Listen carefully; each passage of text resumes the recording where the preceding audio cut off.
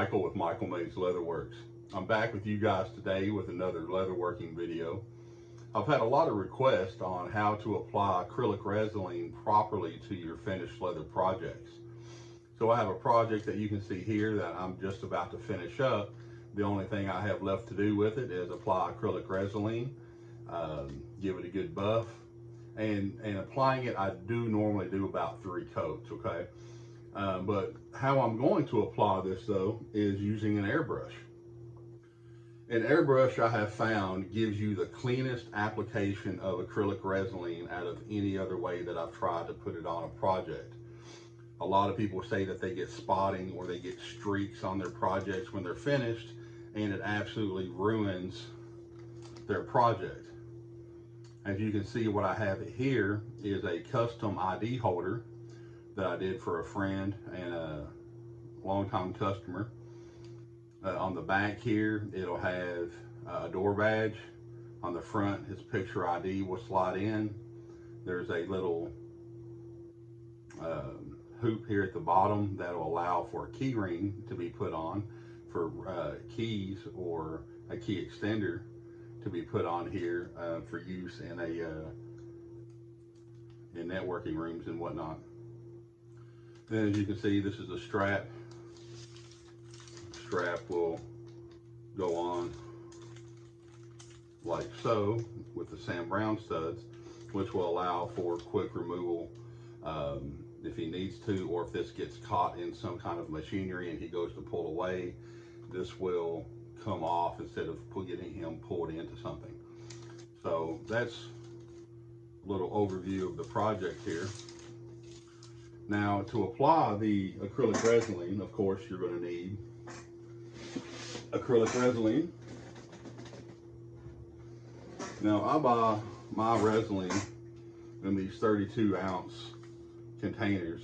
I believe I got this one from Tandy, but I find this to be the most economical, so this is what I go with. Now, of course, to do this method, you will need an airbrush. You'll need an airbrush, and you'll need a compressor.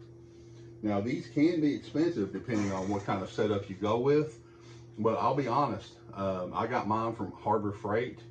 I got their airbrush kit. I don't remember what I paid for it. I think it was around $50 for everything, but it comes with this little compressor.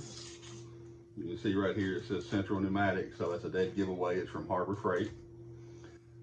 This is actually a lot quieter than I thought it would be. Now, I did buy this hose. The hose that comes with it, in my opinion, is rather short. I like to have enough room to be able to work. So this is about a 6-foot hose, which is perfect. Let me get this under here. That way I can set my compressor over here out of the way. Can have my airbrush within arm's reach. Got it powered on.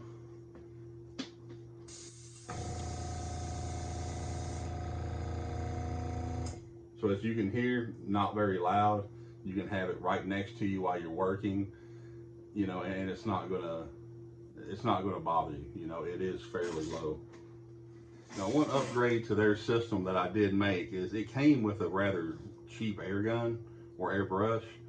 It was a 1-stage, so I did upgrade to a 2-stage airbrush, which means when you press down, that releases air only, and then when you pull back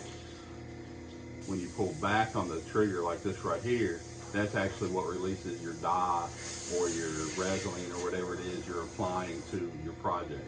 Right now, it's only air. So what I've done is I've put a good bit of acrylic resolene into this bottle. As you can see, it's about half full. And this will go such a long way. You won't believe how long this will actually last you. Now, you don't want to keep it stored in these bottles. I've noticed that it will end up clogging up the little down tube that's in here. It gets up into this little area here and it hardens, and it'll actually end up ruining your bottle. I tried to clean one that I left it in, ended up having to throw it away. These little bottles are like $5 at Hobby Lobby, so they're not super cheap. Excuse me. But what you do, take this and you just push it into your airbrush. Make sure you've got a nice solid fit. And then what I do is I take just a little rag, an old t-shirt, just to make sure that I'm getting airflow, and I am. Now, one warning I do want to give you guys is that if you use one of these indoors, make sure you use it in a well ventilated area. You do not want to be breathing this stuff in. So if you can't do it outside due to weather or your living circumstances or whatever, make sure that you have windows open. And also make sure that you wear a respirator, something like this one here. There's also, I picked this up at Harbor Freight. These are very cheap, but do not skip this step. When you use an airbrush, it turns whatever you put into it into, it's almost like spraying aerosol. And you do not want that into your lungs. So make sure you heed this warning. Do this outside, or if you do it inside, have a window open, wear a respirator. Do not skip that. So what you're going to see me do is I'll have to put this respirator on for this next step. I'll start spraying. I'll push down and then pull back.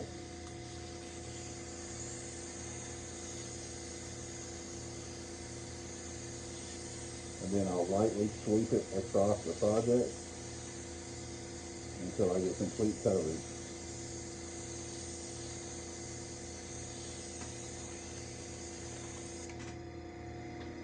That's literally all there is to it.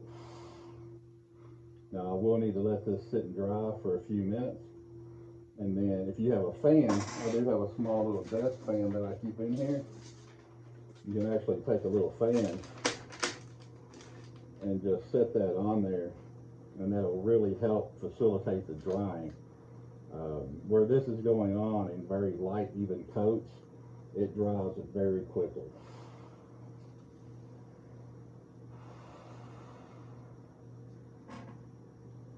Even now, I can't see any wetness on the front. So I'm just going to grab it by the sides. I'm going to flip it over. I will move the fan because you don't want that spraying on the project while you're spraying. Again, start off the project.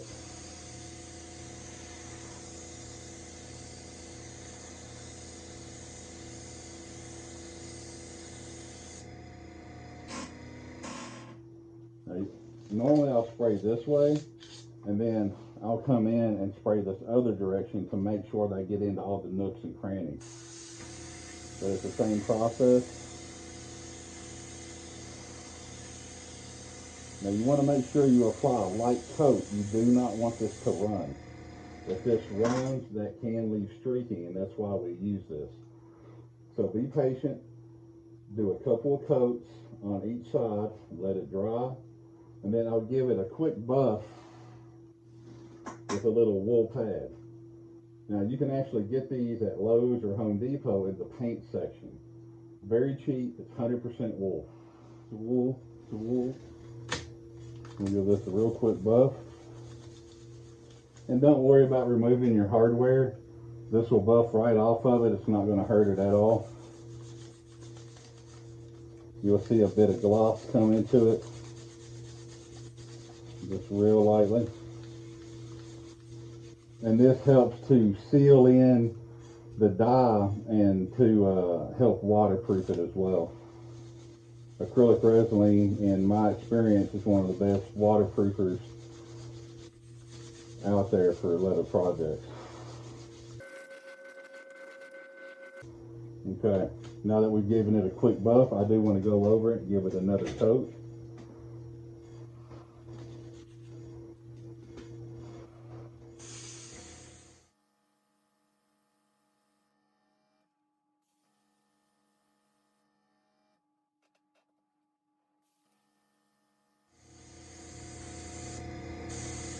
Now here I'm just applying this to air. As you can see, it gives the project a nice glossy finish. And then I'll turn this over. I'm going to hit this back with another coat also.